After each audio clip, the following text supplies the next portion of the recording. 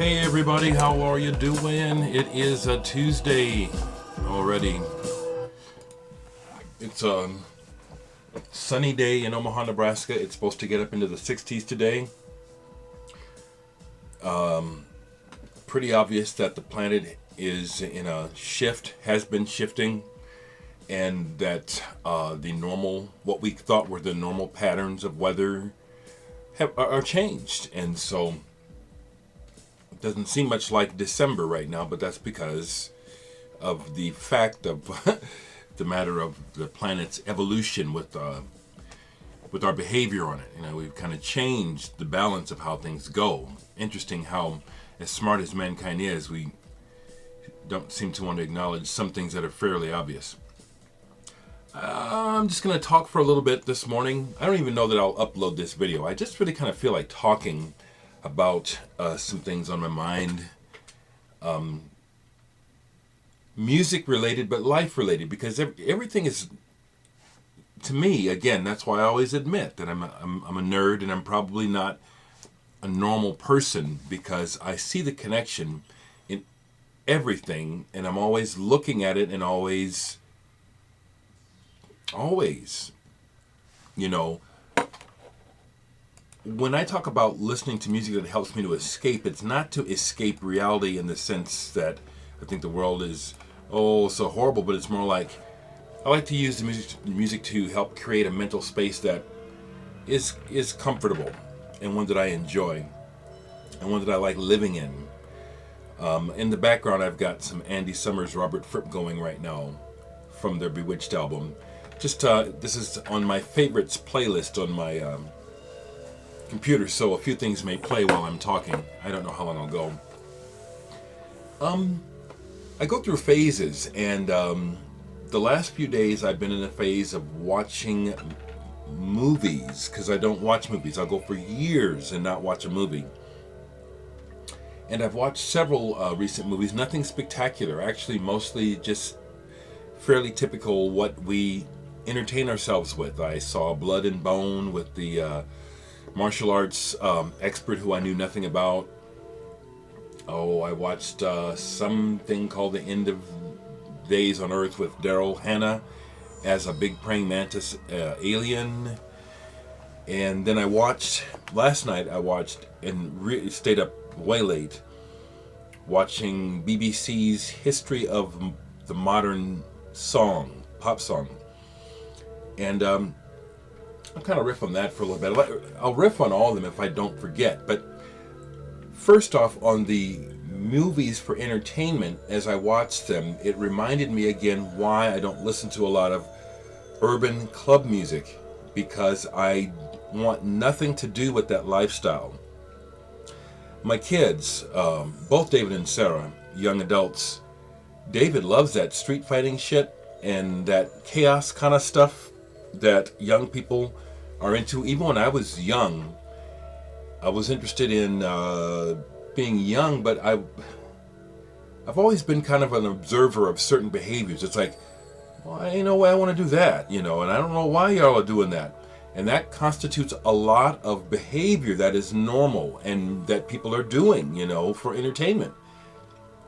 And watching these movies, it just again, it's like, that's not the atmosphere I want in my home. So that's why you don't hear a lot of popular music, not just hip hop and blues, but a lot of popular music, which leads me into my thoughts about the history of popular music. And I mean, it's went all the way back to starting with, they wanted to kind of trace the history of singers and the microphone.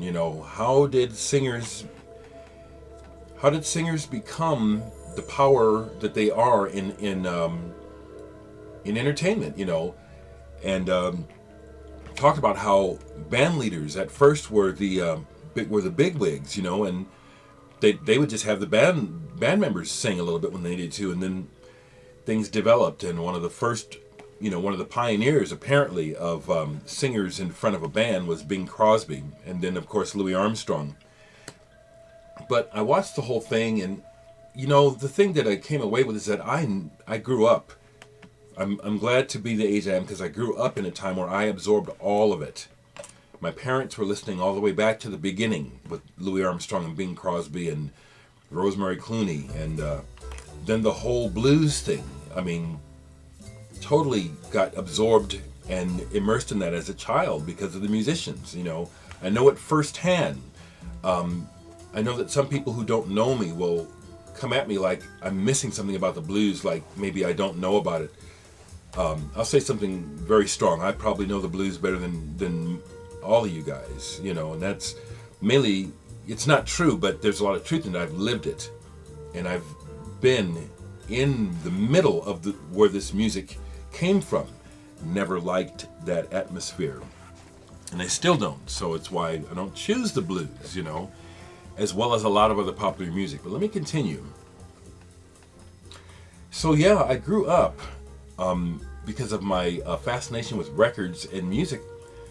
I, like a siphon, I know all that music. I've listened to it all, everything from, like I said, Bing Crosby, all the way through the Beatles, through Motown, through Stax, through Chicago blues, the British Invasion, when rock and roll became legitimate because they found Elvis and put a white face on it, all that. I'm very, very familiar with it.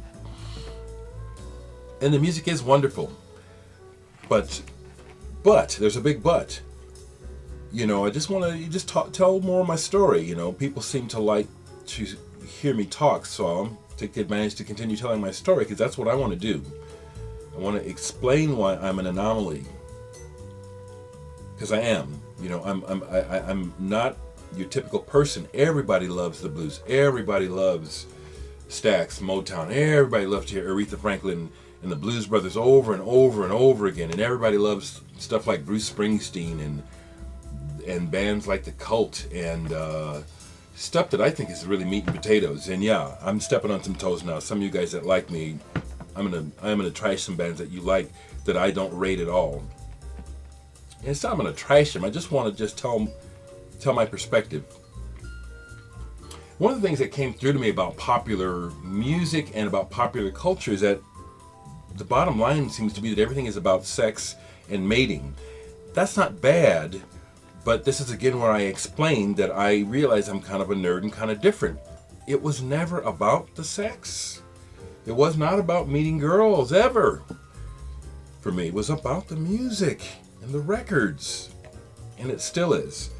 And when I look at the overall history of popular music, I see how the majority of what is considered fantastic, famous, and everyone loves is about mating.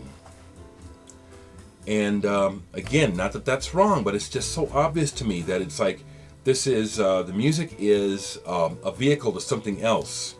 Whereas for me, and thankfully other people, the music was and is the focus and the destination. And that has a lot to do with why there's a lot of music I don't rate. It's not that it's bad, but I don't care, I just it means nothing to me. It sounds like the same old shit. For example, The Cult. The Cult are a band that are really highly rated by a lot of folks. And from the moment I heard them, I said, this sounds really, really, this sounds plain. This sounds like generic cereal to me. And it never got any better. My reaction to them never got any better. That's an example of what I'm talking about. And that music is definitely about trying to get girls, That's what it's about. Not that it's a bad thing, Notice how I'm just trying to explain me, because I'm just who I am. But people seem to like to watch me talk, so I'm talking for real. I'm telling you what's really in my mind. The other thing that I kept noticing is how a lot of Western history and everything is just through this. Now, some of you guys don't think I'm nutty because I listen to a lot of white artists, but that's not the issue. I listen to what I like. But Western history has this white point of view that I resent. I do.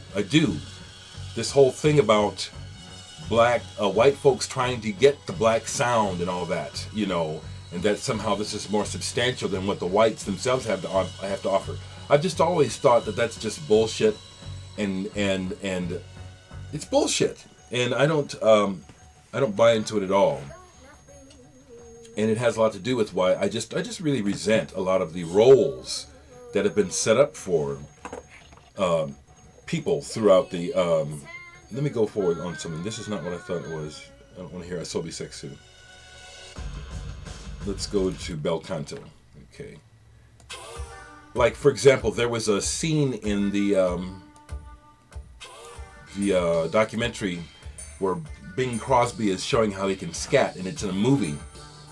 And there's a black man shining his shoes, and he's shining them in rhythm with Bing Crosby. Now, it sounds great, but boy, did I notice the look on the black man's face, which was, it's like, this is just wrong. You know what I'm saying? I'm doing my job, but he's looking, it's like, this ain't right. I ain't got no dignity here, and there's two white guys in the background looking at, like, everything's just fine. I never forget that stuff, you know, and it feeds into my view of a lot of modern music. It's like, I want to hear something else. I want to go somewhere else.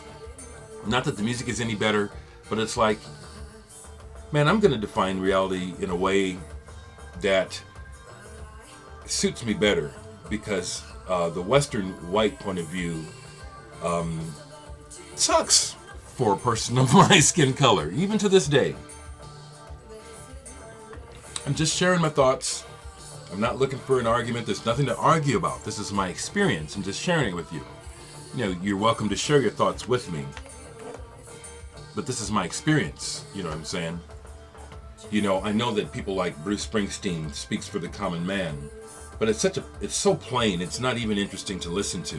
You know, I love and respect him, but he is no fun to listen to. Are you kidding me? The same with Bob Dylan. And that was the other thing that I'll say again. It's like, oh, I see now. Bob Dylan had the pretty face. Everybody wanted to fuck him, you know. It wasn't about the message. That's bullshit. And Bob Dylan has said it many times as in recent years. I fooled you all, didn't I? I'm just a song and dance man. I was copying somebody else. But everyone wants to hang on to the image, the illusion, you know.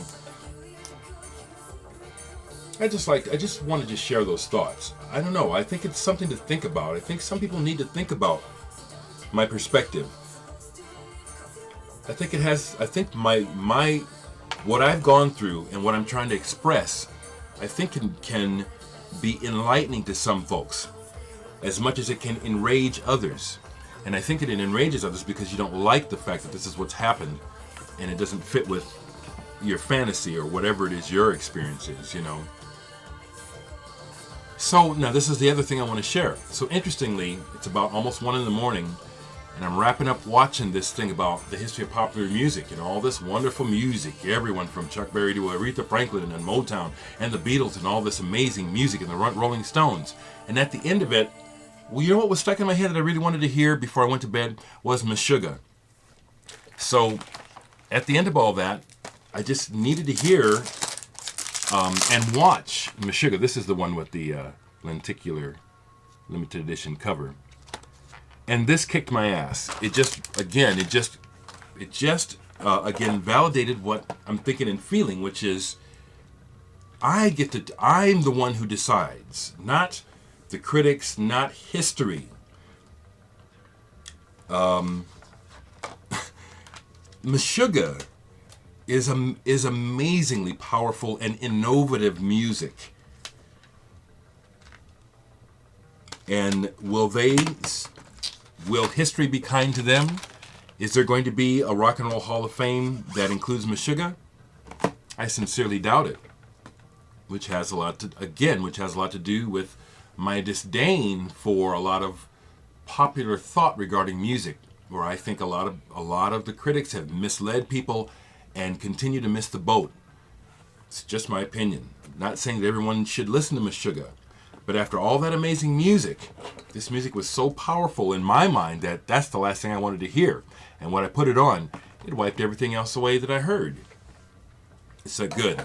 I don't know, just sharing my thoughts. I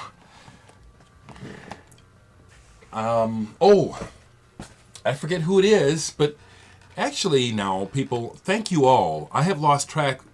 People will send me messages saying, I want to send you something. And I don't know all of the people that do this. So yesterday I received this record in the mail. from someone named Jim. I really don't know who this person is. I forgot he said he wanted to send something to me. Thank you for sending this to me. To be honest with you, when I opened it, I was looking to see, well, where's the record? Because I've received a lot of packages where these records are are used to make the package sturdy. These records are throwaway in Europe, I found out. Now, I appreciate it, but I did learn that these records are like super budget. Thank you, though.